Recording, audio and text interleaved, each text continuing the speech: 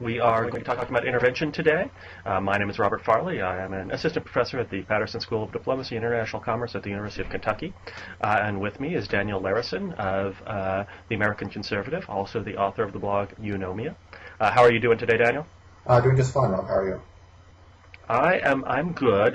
Now, where are you located? Right now, I'm based in Chicago. My wife is still finishing her PhD here, and I finished mine a couple years ago. And so we're still here in Hyde Park. Oh, cool. Have you been having the thunderstorm issues there, or has that passed you by? I'm sorry? The thunderstorm issues, the tornadoes and so forth? Oh, right. Fortunately, we weren't too bothered by the rainstorm. We did have one big storm over the weekend, but for the most part, we were in pretty good shape. Right. Well, just to alert you and other Blogging Heads viewers, Kentucky has been under a series of tornado watches and tornado warnings all morning.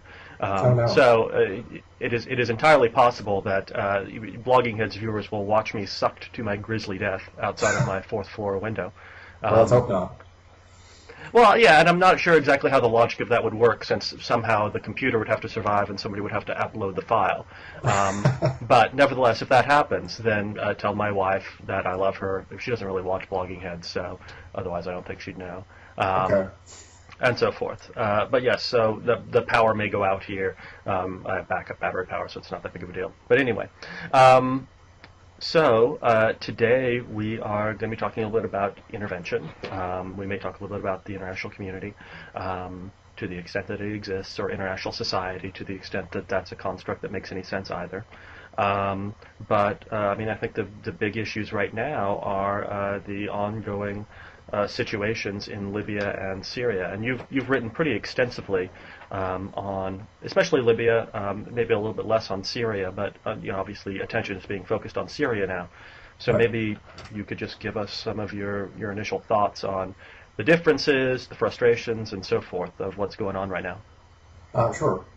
When the talk about intervening in Libya first started, I was encouraged by what I was hearing from people in the administration, that they weren't interested in taking military action, that they saw it as not in the American interest and not being particularly productive or helpful. And there was obviously there was a dramatic turnaround as Gaddafi's forces came closer to Benghazi, and the administration turned, I think as Josh Rogan said, on a dime and decided to intervene. And since then I've been very critical of what I've been seeing in terms of the decision-making and the gradual creep towards a war for regime change, even though they're not going to call it that because they feel that they're under political constraints not to call it that.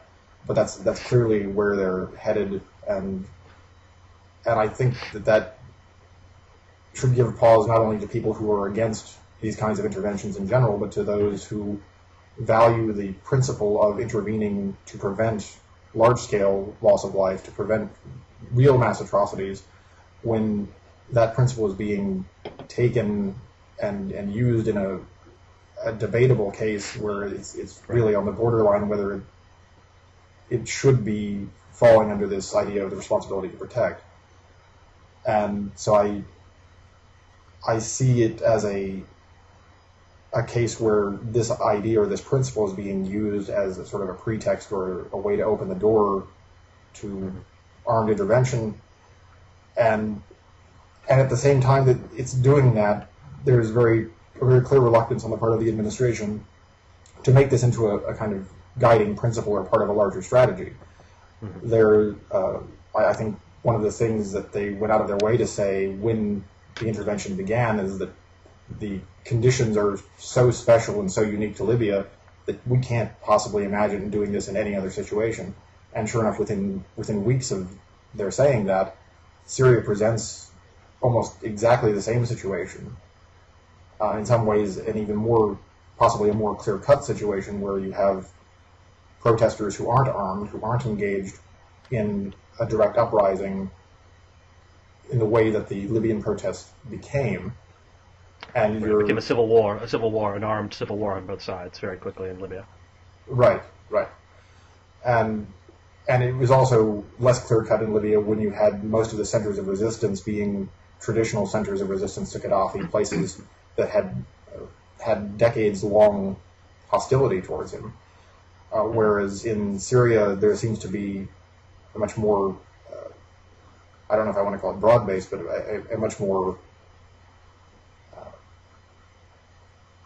peaceful political protest that's then just being met with brute force. And I mean, of course, that is how things began in Libya as well, but the way that it's evolved in Libya makes it much less clear-cut of a case of straight-up regime violence against peaceful protesters. Right, right. And so yes. Okay, go ahead.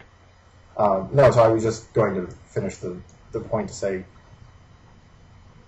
because there was this clear reluctance to make this into a general principle or a guiding principle of what the U.S. was going to do in the future, that any of the potential deterrent effects or setting an example for other authoritarian governments that Libya might have accomplished were wiped away immediately. And obviously Assad doesn't take seriously the possibility that anyone's going to try to prevent him from doing whatever he wants.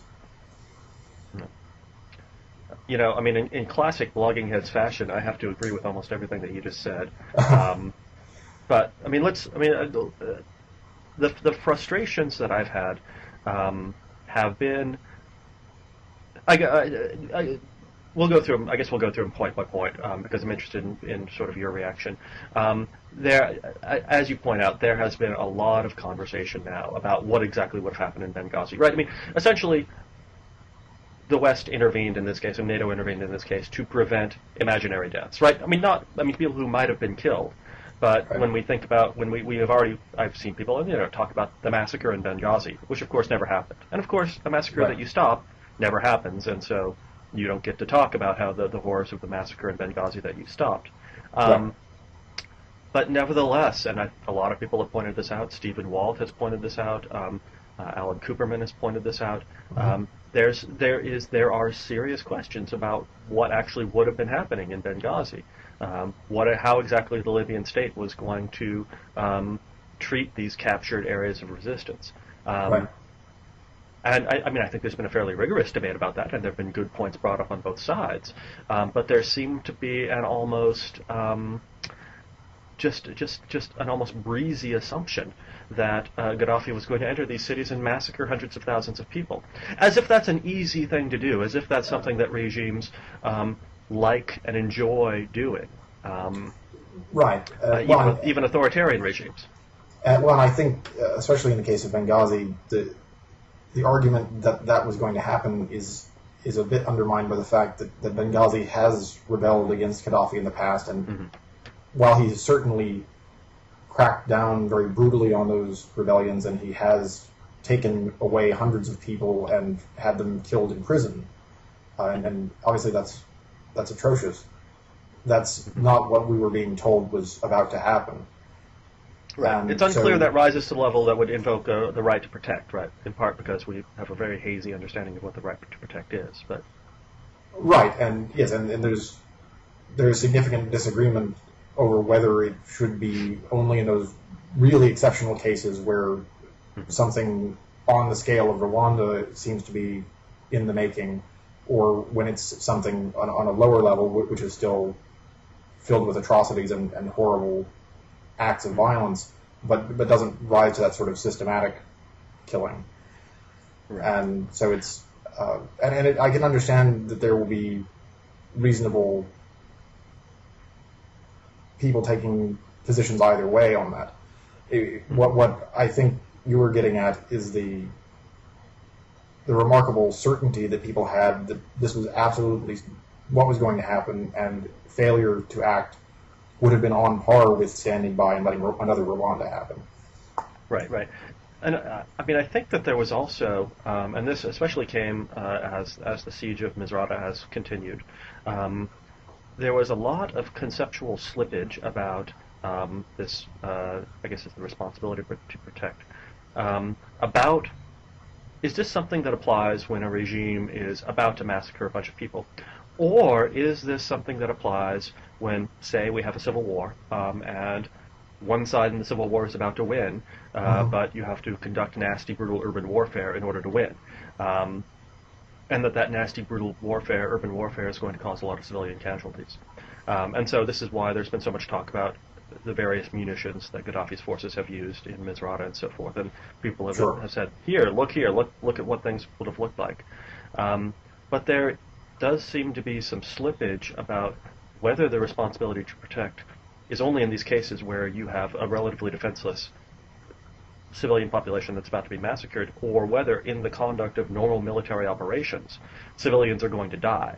And if the responsibility to protect is invoked in this latter case, then the implications are enormous, right? I mean, then almost in any war in the modern world, you could invoke a responsibility to protect, because almost all of them involve urban fighting in some sense. In almost all of these cases, the urban fighting is going to result in civilian casualties. And I think, unfortunately, in Libya, just as the battle has gone on, because we're sort of dealing with what this massacre that didn't happen in Benghazi, people are starting to refer to the casualties that are happening in urban fighting as a justification for Western intervention, when really this is the consequence of a civil war, what would be the end of the civil war, and what will almost certainly be the end of the civil war if the rebels seize Tripoli. I mean, the rebels will have to fight their way through Gaddafi loyalist places in Sirte and Tripoli and so forth. And those battles are likely to be very dangerous to civilians in those areas. Sure. Well, and there's been so little thought given to that. No, that's right, and I think, and you see along some of these coastal towns or highway towns that are part of the battle zone, the civilian populations have been completely displaced at this point. Because of course these are the towns that have been changing hands back and forth for the last couple of months, and so the Ajdabia, for example, has no more civilians in it. They've either fled to Benghazi or they're living out in the desert in some cases.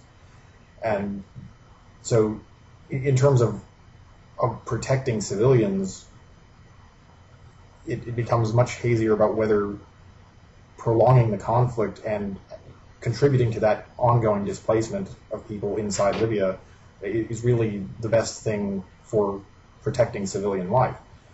Mm-hmm. And you were talking about Misrata, something that, and of course there is indiscriminate shelling and indiscriminate artillery fire on the people in Misrata, and that is a deplorable tactic, but it's also one of these tactics that is a result of the relatively low sophistication of Gaddafi's forces and the kinds of weapons that they have at their disposal.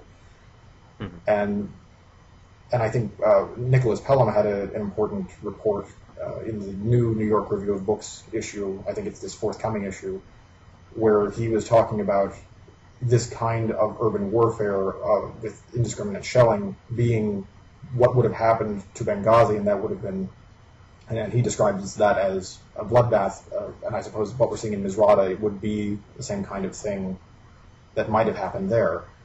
But that, again, that's not the same thing as when everyone was first talking about this, they were talking about a new Srebrenica on the assumption that this was going to be a deliberate massacre of people after hostilities had ended. When in fact, it seems like what we're seeing is centers of rebel resistance becoming new Sarajevos, and we can feel sympathy or compassion for the people who are caught in a city that's under siege, but the siege cities are, as you say, part of warfare, and so that it seems to me that at this point, what makes the most sense for those interested in protecting civilian lives is to try to find a way to bring the fighting to an end through some sort of negotiated settlement or ceasefire, to at least provide temporary relief to that population and possibly evacuate as many of them as possible. And obviously, the African Union, somewhat less credibly, Turkey possibly more credibly, have been involved in proposing mediation efforts and ceasefires. And what's been, I think, revealing or perhaps disturbing is that the Western governments involved in these interventions have rejected these offers almost out of hand. Right. In fact, have been increasingly have fallen in behind the idea of regime change as the effective goal of the war. Am I wrong in saying that either Turkey's prime minister or Turkey's foreign minister said yesterday that regime change was now essentially Turkey's goal as well? Oh, did they say that? I haven't seen that. I could be wrong. I mean, it's one of these dozens of reports that sort of float by every day in my Google Reader file. But if we could go back a second, you Sure. were suggesting, and one of the curious things for me is that I still can't quite figure out the politics of this, at least from the American point of view. Right. You suggested earlier that responsibility to protect had been, and I think you used the word pretext, which I think other people have also used. I guess from my point of view, especially for the United States, and I agree with you that the Obama administration seemed very reluctant at the beginning to get involved in this. It really did seem like they were going to stay out of the war. My interpretation was that they were effectively dragged in by France and the United Kingdom, which had a much closer interest in much more vigorous interest in actually settling the dispute in Libya. But we can disagree about that, and I think people will argue about that for a long time. But a pretext assumes that there's some reason behind the reason. What I've never really been able to work out is exactly what that reason behind the reason is in this case. I mean, what are we really getting out of regime change in Libya? Other than, in general, Gaddafi's like a bad guy, but it's not as if he's been a terrible guy for the last 6 or 7 years. It's not that much of a problem. So, I mean, what are your thoughts on sort of the reasoning behind the reasoning? It seems to me that what seems to have pushed a lot of people into the interventionist camp on Libya is that it's not just a case of humanitarian intervention, but that there is supposed to be a sort of political signal or a political shift on the part of the United States, where by intervening in Libya, we're demonstrating that we are now taking the side of popular causes against authoritarian governments. And so in some ways, the motivation is similar or at least comparable to the one that seems to be responsible for French interest in this conflict, and that is to try to remake the image of the government from one that has traditionally supported autocratic or authoritarian regimes to one that's going to try very actively to undermine or defeat such a regime. And so I would agree that the people inside the administration or inside the White House who were advocating for intervention were making arguments based on the responsibility to protect, and obviously Samantha Power, who's come in for a lot of criticism since the decision, is very much interested in humanitarian intervention in its own right, as a good in itself. But I think what finally tipped the balance, I mean, and obviously this is all speculation to some point, but what tipped the balance for the president, as far as I can tell, is that there was this belief that there was an opportunity for the United States to act in a way that served its interests and its values at the same time. Obviously, I don't share that reading on the interest side, and I'm not even sure that the values side makes sense either, but I think that's, if there was a larger goal or a concealed goal behind the rhetoric of responsibility to protect, I think that's what it probably was. Right, and so, I mean, I guess, do you think that, I agree with you in the context of the United States. You suggested, do you think the French and British goals are essentially the same? I mean, or do you think that this is, do you think for France that this is more than just sort of getting on the right side of freedom and so forth, but is restoring an element of sort of French regional supremacy in the Mediterranean or something along those lines? Do you interpret it along those lines? That you think that Paris is thinking sort of along those lines, or sort of a pride of place among Western nations, or some other kind of logic from Paris?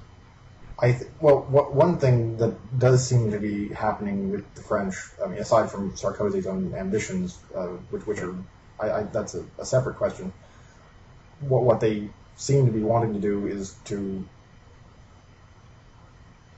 repair or change the way that France is seen in Africa, moving away from this France-Afrique idea of propping up convenient rulers when they serve French interests, and moving to a more impartial or seemingly impartial position where they're going to be willing to turn against autocratic rulers and support popular insurgencies against those rulers. And so I think there is an interest in trying to rebuild France's image or to change France's image in Africa. But I think much of what they've done over even just the last decade in the rest of Africa tends to run contrary to that in terms of what they've done in the Central African Republic and elsewhere in Francophone Africa.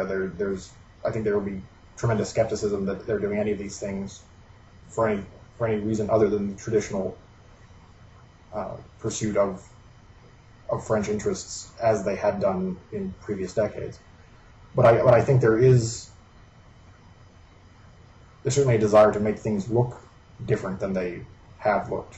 When Sarkozy was running in, I believe it was 2007, one of the things he wanted to do to distinguish himself from the previous Gaullist government under Chirac was to say that he was going to take a much stronger line on human rights and democracy overseas.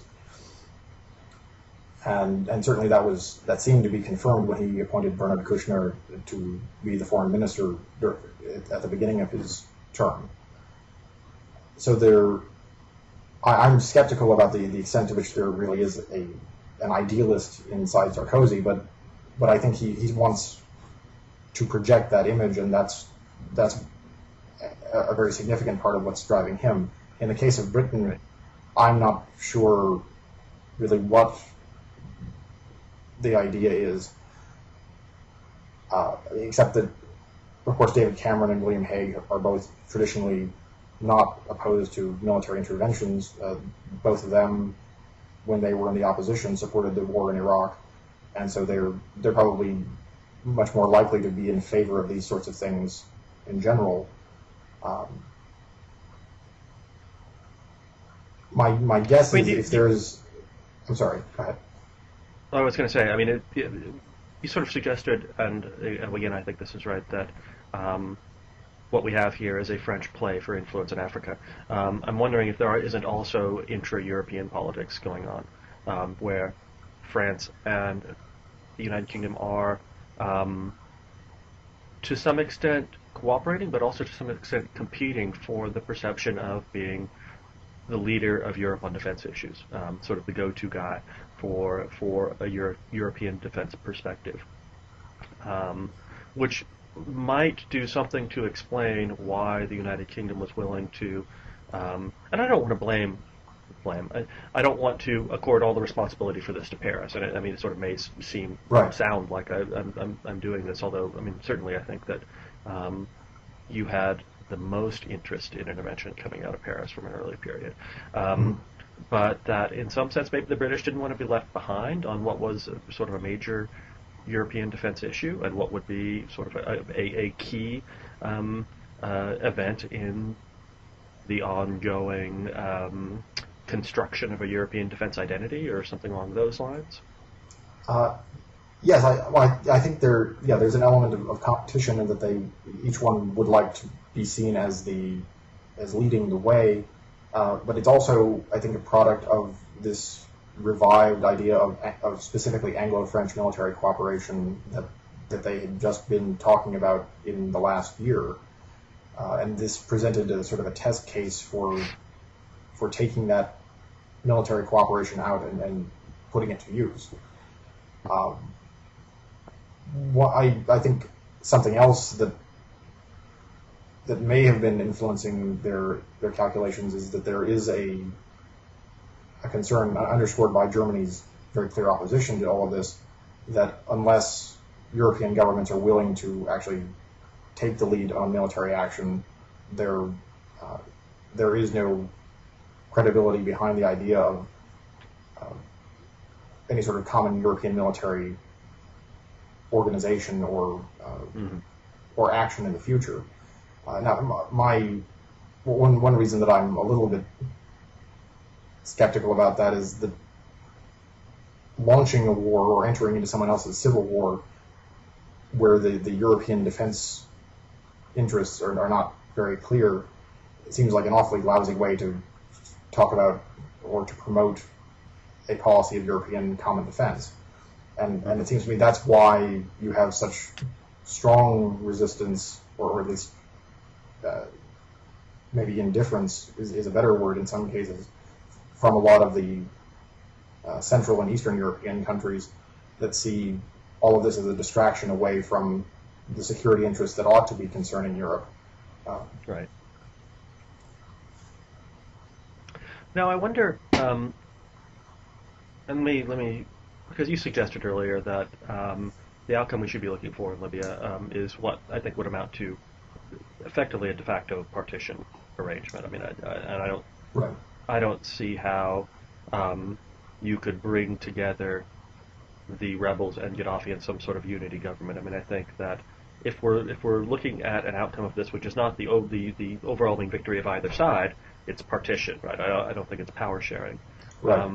Now, what about the argument that the intervention itself has made the death of Gaddafi's regime a key European security interest? That if Gaddafi's regime survives now, even a sort of a rump state that only controls half of Libya, that is disastrous for European security interests, not simply because it demonstrates, say, a lack of will or a lack of capability, but because this rump Gaddafi regime, with all of the ties that have been built up over the past 10 years, severed effectively, with all of the goodwill that's been built up over the last decade, severed, that you might see a return to the sort of terrorism that Gaddafi supported in the 1980s and 1990s against European targets, and other sorts of interference that Gaddafi could carry out against Europe.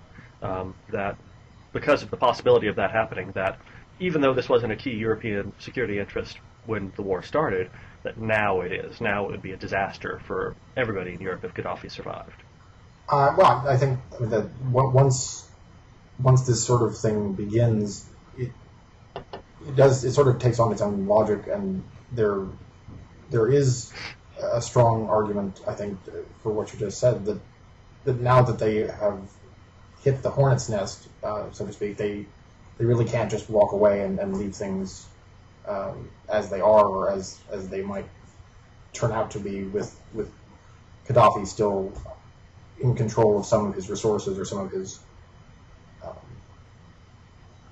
weapons or his ability to direct terrorist attacks against other countries. Of course, the potential for that was one of the good arguments, I thought, against taking action, because unless you're willing to really see it through all the way, you're going to be creating this standoff with someone who does have a history of targeting people in other countries for these sorts of terrorist attacks. So yes, I think now that it has begun, now that several European governments are committed, and I believe the Italians have just agreed to start bombing targets inside Libya after a lot of foot dragging, that they have really forced themselves to follow through on that, because, as you say, the consequences of stopping halfway would be very serious for them, particularly for those countries that are at the front line or most actively involved in bombing Libya. Right. We started this off. We were going to talk about Syria as well, and we talked Right. a little bit about Syria. I guess to start off with, do you see any prospect of any kind of international intervention in Syria? Which is not to say, do you think it's a good idea? Because I think you don't think it's a good idea. I don't think it's a good idea. Right. Do you think anybody thinks it's a good idea to intervene in Syria in support of protesters or in support of what may in the future? Because apparently, one of the precedents we've set here, I guess, okay, to go and talk about two things. The lesson that we were supposed to be teaching here when we intervened against Gaddafi was that autocrats would not be permitted to massacre their people. Right. This is not the lesson that autocrats have learned. The lesson that autocrats have learned has been to not talk about how they're going to go and massacre their people, or to do so in as quick and an efficient way as possible. But it's obvious that the lesson we were trying to teach has not been learned. Right. And the second... Okay, what was my second point? I can't remember. But anyway, the second precedent is that you don't have to be peaceful protesters in order to incur Western intervention. The situation in Libya descended into a civil war, and a clear civil war with defectors from the army on both sides, with both sides armed. In many cases not heavily armed on either side. Do you see in Syria any kind of intervention, or do you see an escalation of the fighting, or what are your thoughts on the future of Syria? I don't see much prospect for international intervention in the way that we had it in Libya. I suppose it's possible. At least it's conceivable that politically there might be some governments that have chosen to intervene in Libya that would want to intervene in Syria. What I think they're going to run up against is simply the lack of capability to do so, especially if the U.S. is not interested in filling the gaps that are left by relatively limited resources that European governments have. And just the other day, I think Robert Gates, when meeting with the British Defense Secretary, made a point of saying that there is a limit to what we can do, and essentially Libya was the last thing we're going to be adding on to our list of things to do. There's not going to be anything beyond that. Right. And so that sounds to me like the U.S. military was willing to tolerate this, provided that they didn't have to do as much of it as they've done in the past.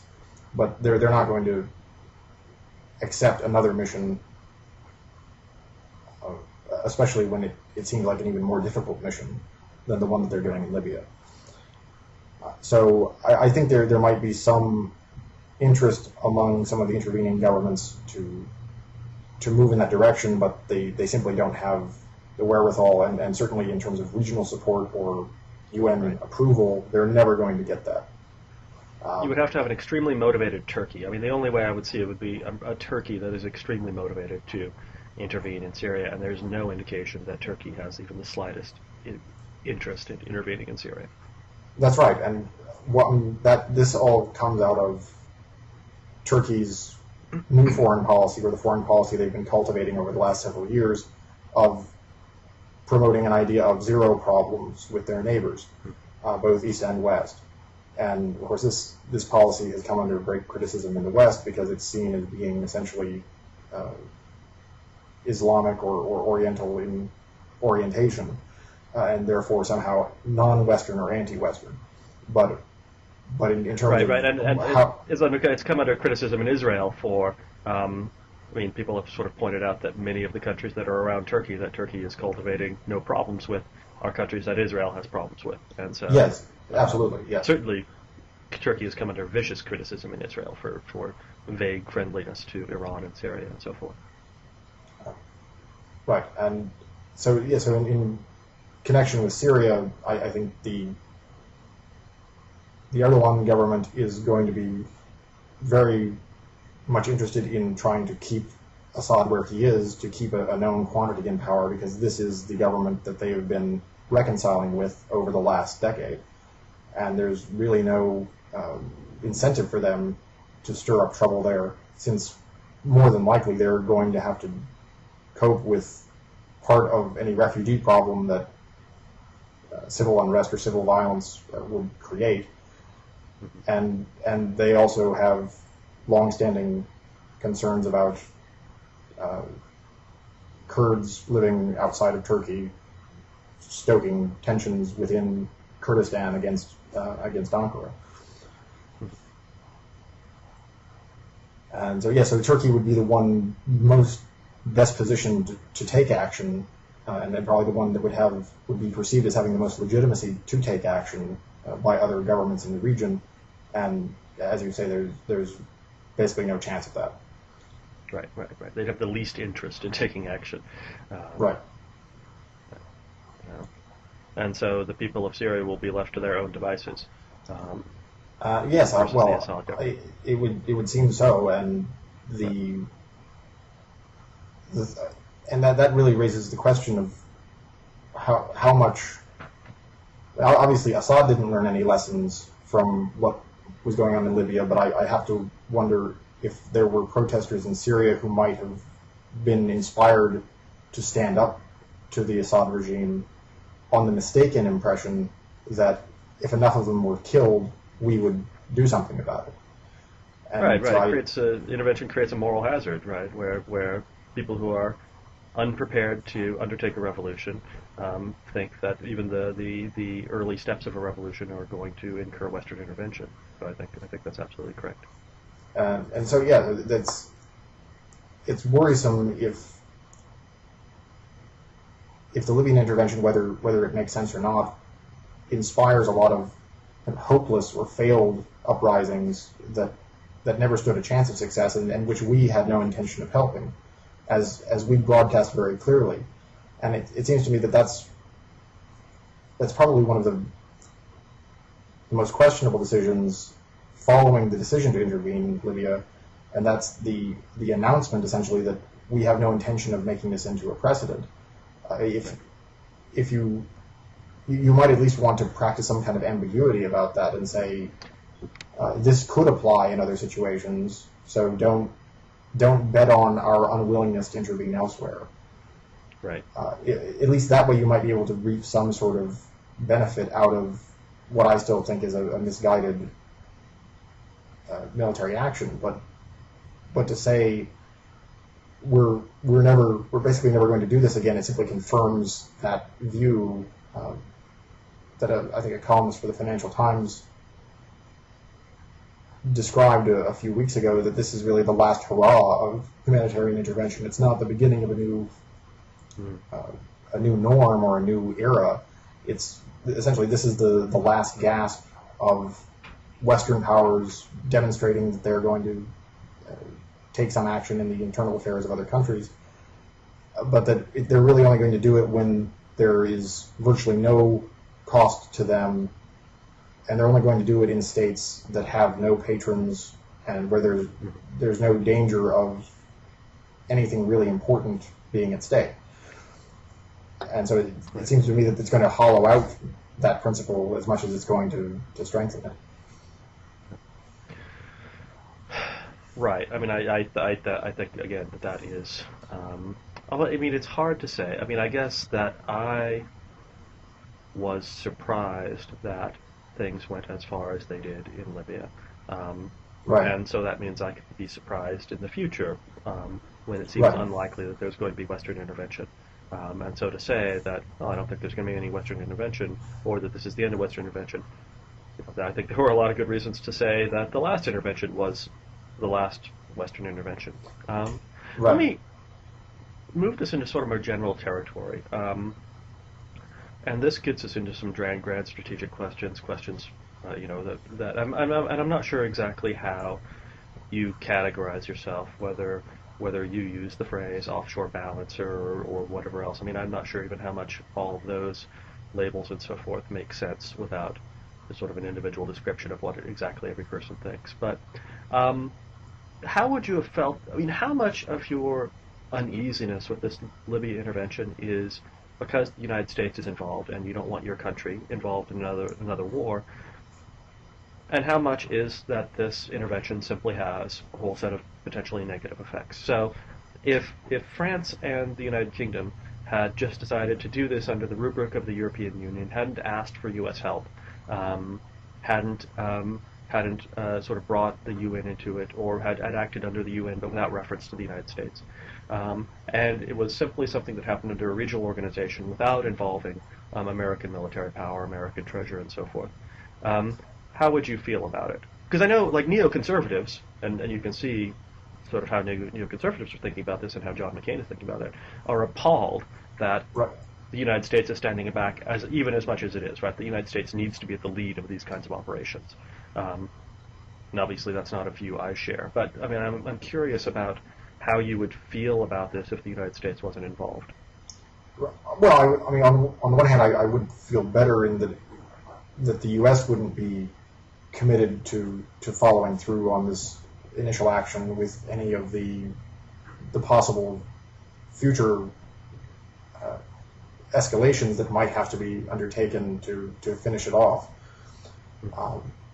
So I would certainly feel better about it if I didn't think that the U.S. was going to be somehow obliged to help conclude the war or to help rebuild Libya afterwards.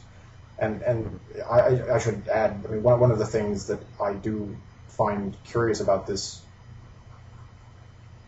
the whole approach to the Libyan civil war by the intervening governments, is that essentially they're willing to say, we have a responsibility to protect, but we're not interested in the rebuilding, which is technically supposed to be the follow-up to the protection.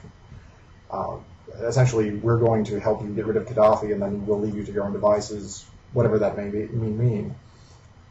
Right. And so that's another question that I have. But in terms of the okay. Sorry, go ahead.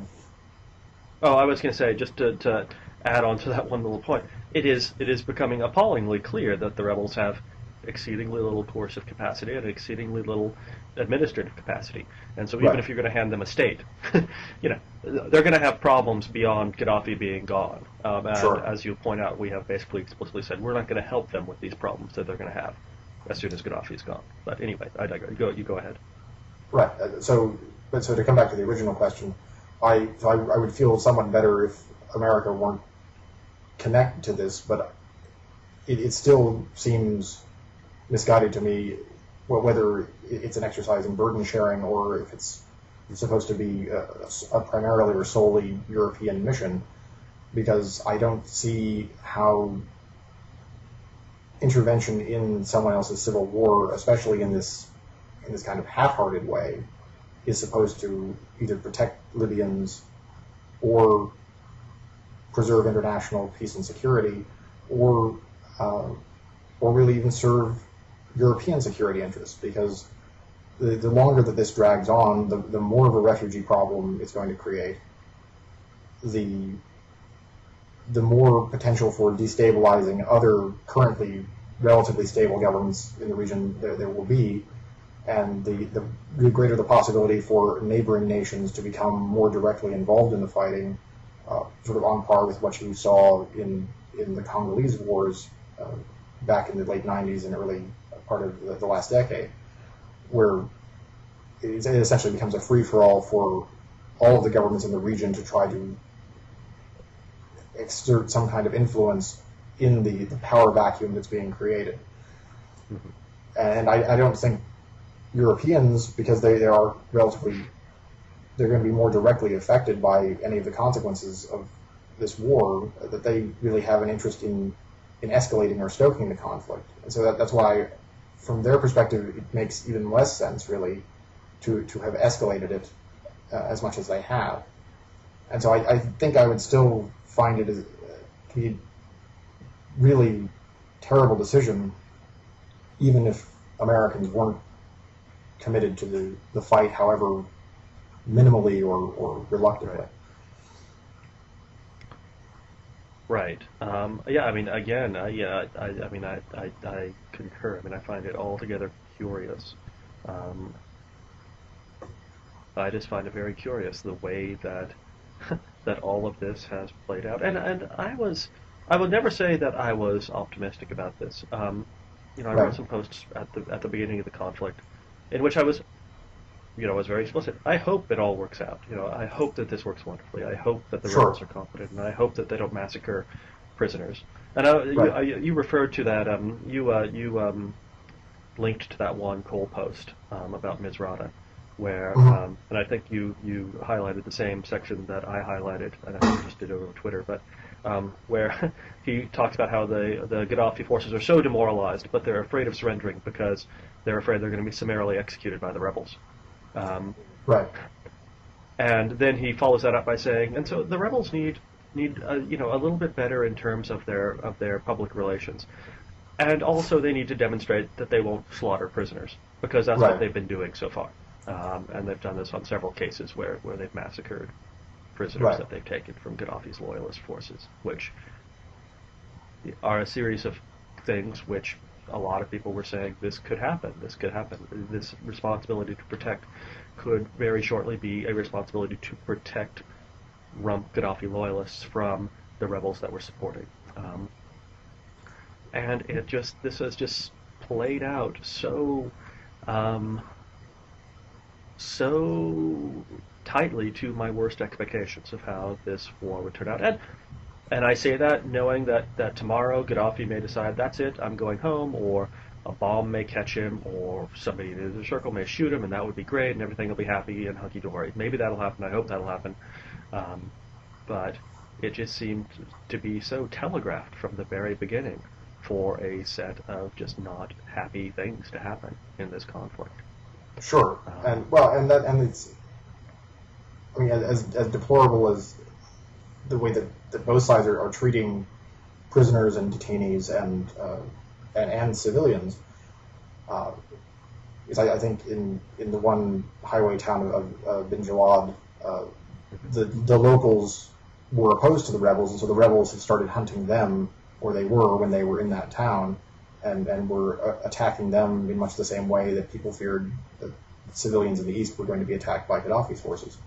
And that all of that's deplorable, but it's also something that's unfortunately very common in these kinds of civil wars. And you saw in Ivory Coast the way that both armed militias were carrying out atrocities against the civilian population and against each other, and all of that, because Gbagbo has been deposed, all of that's been sort of covered over, and we talk about how the forces of democracy have triumphed or something, but there does seem to be a much greater tolerance for crimes against humanity or war crimes when it's being done by the ostensibly liberating or pro-democracy side. And I say ostensibly because, aside from saying some of the right things on the website of the Benghazi National Council, there's not really any particular reason to believe that regime defectors and people from eastern Libya who have been ground under Gaddafi's boot for decades have any particular commitment to any sort of values that would be recognizably democratic, and which is not their fault. Obviously, that it's not meant to say that somehow they could have had them and they chose not to. It's simply an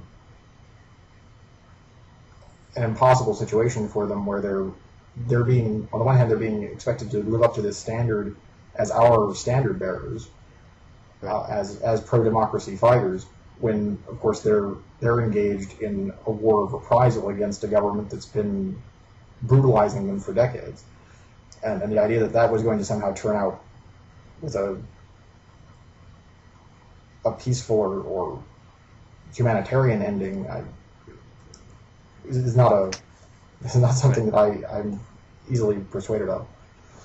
I guess what's most shocking to me is that after all this time, there is still what seems to be a profound misunderstanding among Western policymakers. And I don't think it's among Western academics. I think Western academics understand this very well. And I say that as a proud academic. There is still a profound misunderstanding of the authoritarian state. There is still this vision of the authoritarian state as the dictator and his gang of toughs, or the dictator and his family, and that's why there's been so much focus on Gaddafi's family. Right. And not an understanding that every regime, even an authoritarian regime, has a constituency. And every regime, even an authoritarian regime, has an exploited minority or somebody that it's against and so forth. And that there are politics in authoritarian regimes, and that authoritarian regimes have supporters. Sure. And this has just, Libya and Syria and Egypt and all of these others have just played out so much as if it's just the dictator and his family or his inner circle and so forth against everyone. But that's not a plausible description of politics in authoritarian countries. It's never a plausible description of those kinds of politics, and so it's always more messy when Sure. you are attempting to depose a dictator, an authoritarian leader. Sure, and it makes sense that, especially if a regime has been in power for a long time, it's going to co-opt people, especially people who have stakes in the economy, who have some of the incentives to collaborate with the regime in order either to do business or to get ahead, and the regimes create those incentives to try to tie people to it and to keep at least a portion of the population on their side. Right. And that's one of the reasons. It seems to me that's one of the reasons why some of these authoritarian states go through the sham or the farce of organizing political parties and having rubber stamp parliaments, because Right. this creates a venue or a forum for their supporters to show off or to be recognized as having importance or status within that country, and so it's a way of dispensing patronage in another way. We mostly see it as an effort at propaganda to mask the authoritarianism, when really it's an effort to exert the control of the authoritarian government. Right. I mean, this is classic Sam Huntington, right? I mean, in developing societies and so forth.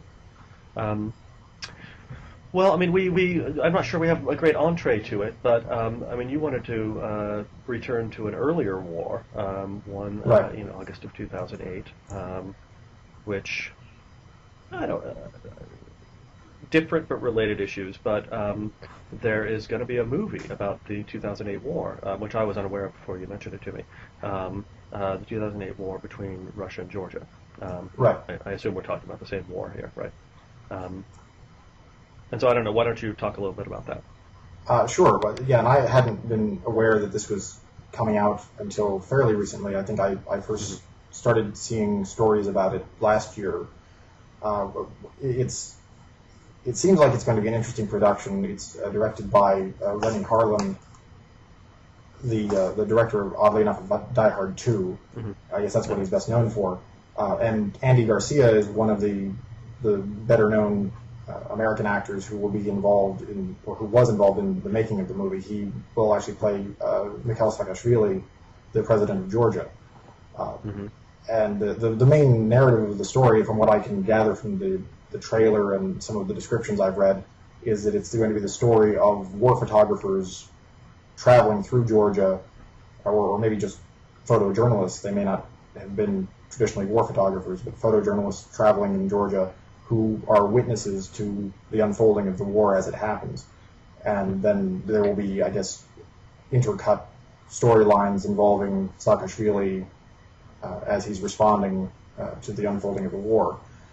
Mm-hmm. And while so it seems like it was made with the assistance of the Georgian government, and I imagine it's going to take a very sympathetic line on what the Georgian view of the war is. But what I find possibly more encouraging about it is that it seems intended to be a strongly anti-war film, one that I hope demonstrates the real terrible costs of that war to Georgia and to South Ossetia, and perhaps bring home to people who do see it that these sorts of conflicts are really quite gruesome and destructive, even though they are only going to be lasting for a few days. The name of the movie is 5 Days of August. I believe that's its current title, just referring to the length of the main hostilities between Russia and Georgia. I think it was originally going to be called Georgia, but then they wanted to alter the name for whatever reason. Now, do you recollect, are there any notable actors playing Putin or Medvedev or any of the other Russian roles? I'm not sure who would be playing those characters. I know that a lot of the cast, which also includes, I think, Val Kilmer, Dean Cain, some actors who are fairly well known in the U.S. They're mostly playing the supporting roles, or they'll be playing the journalists who are traveling around the countryside. I don't know that there will be any perspective other than that of the Americans and the Georgians represented in the movie. But what I find encouraging about it, even though I may not entirely agree with the way they're going to portray the war, there will definitely, I hope, be a strong message that these sorts of conflicts are, on the one hand, avoidable and also incredibly damaging to all sides. And that would be something that would be, I think, a valuable message to be coming out of a war movie. Certainly many war movies do convey that message. Sorry about that. Right. And what's also, and this is sort of an interesting parallel to what we've been talking about in this current conflict, is that while the war over South Ossetia certainly shifted power in the Russian direction, right? That in the end Russia won the war. They consolidated control over South Ossetia. They consolidated control over Abkhazia. Demonstrated that Georgia had few international friends, or at least few international friends who were willing to take risks for them. That it's not as if the war solved the problem, right? I mean, the basic problems that were present at the start of the war are still by and large present at the end of the war, and they are still present today. Yes. And so it's a classic example of a war that was fought that simply shifted the balance of the problem without resolving the problem, without resolving the issue. Right. Which is, I think, what we're both sort of pointing at is kind of what the situation is right now in Libya and these other places, right? That we are thinking about war, and I think that certainly we talked about war in terms of, and talked about the intervention in Libya in terms of a solution to a problem, and whatever that problem may have been, whether it's Gaddafi or whether it's saving the people of Benghazi or whatever not. But really what military action has done so far is simply to change the landscape on which the problem is going to be addressed. Yes. Do so in a very violent way, in a destructive way, but not to resolve the basic problem. And I think this will be true even if Gaddafi is in the end removed by French paratroopers or whatever. That Sure. we too often think about major political decisions as ending in a resolution, and that's not what we're going to have here. It's not going to be tied up in a bow and so forth. Right. Unfortunately, I mean, one of the things that I was thinking of the stalemate or the standoff that continues in the Caucasus when people started talking about creating some sort of East Libyan protectorate, and I referred to it as our very own South Ossetia, where it becomes this sort of millstone around the neck of whichever governments choose to take on the responsibility of protecting that state. And of course, that the state is not going to develop in any sort of healthy or constructive or sustainable way. It's instead going to become probably a highly corrupt, lawless region that's going to become not only an embarrassment for the state that's supporting it, but really an open wound in the region that contributes to regional instability, whatever the patron state may think that it's doing. Right, a center of crime and potentially terrorism in this part of the world and so forth. Right, and of course it ends up being the same kind of infringement on the territorial integrity and sovereignty of the state that it's being carved out of. And in a similar sort of way, in a way that no one's really willing to go to bat for Georgia in any meaningful way over these issues. In the U.S. will say that these territories are occupied, but they have no intention of going beyond that. No one's going to pay attention to complaints from Tripoli if the eastern half of the country is simply hived off and made into a protectorate. Right. And what I think the example in the Caucasus shows is that this is not a way to bring the conflict to an end, but simply to redirect or really to make the government that controls the rest of the country to make it really obsessed with regaining those territories even more than it was interested in consolidating its power before then. And I mean, one of the things that's been remarkable over the last few years in Georgia is that the government under Saakashvili has become, if anything, even more adamant that the return of those territories is essential, and making that its overwhelming priority in everything that it does, so that all other bilateral issues with Russia and really all other issues with other governments center around that. And it seems to me that that's not going to be particularly helpful for the development of Georgia as a successful democratic state, and it's not going to encourage any of the sorts of regional cooperation or economic integration that even the Georgian government is talking about promoting. Instead, this is going to become a kind of a permanent fixture on the landscape, and all of the tens of thousands of people displaced or living in these little statelets are going to basically be prisoners of this standoff for the foreseeable future, and that doesn't seem like a very satisfactory handling of it. It doesn't seem like a very satisfactory handling, and yet the possibility of this happening was predictable from the get-go in Libya. It was predictable from day one that something like this might happen, given the willingness of the participants to actually undertake the costs of war. Well, I think we're actually done. I think we've run out of time. Okay. I mean, I know I have to go and teach, so do you have any last word? I just thanks for the conversation. It was great, and I'll talk to you again later. Okay, well, thank you. Thank the Blogging Heads viewers who have remained to this point. I mean, I have not yet been killed by a tornado, so that's an upside. And I guess we'll talk to you soon. All right. Thanks, Rob.